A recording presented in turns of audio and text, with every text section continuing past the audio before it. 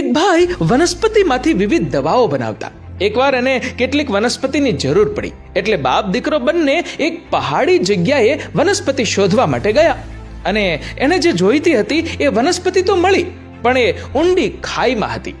એણે દીકરાને કહ્યું, હું તને દોરડાથી બાંધી દઉં અને નીચે ઉતારું, તું એ છોડવાઓ તોડી લે, પછી તું કહેજે એટલે હું દોરડું પાછું ઉપર ખેંચી લઈશ.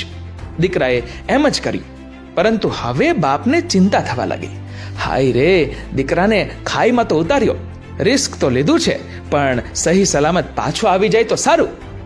આ બાજુ દીકરો ખુશી ખુશી પોતાનું કામ કરી રહ્યો હતો અને કામ પૂરું થતાં જ એણે ઈશારો કર્યો, એટલે બાપે ધીરે ધીરે દોરડું ખેંચ્યું અને દીકરો સહી સલામત પાછો આવી ગયો.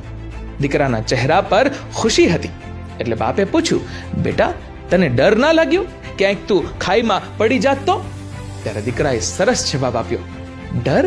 શેનો ડર? જે દીકરાની ડોર એના બાપના હાથમાં હોય એને ડર શેનો લાગે? મિત્રો, તમારું આ વિડીયો વિશે શું કહેવું છે? કમેન્ટ કરજો, અને વિડીયો ગમ્યો તો લાઈક કરજો અને શેર પણ.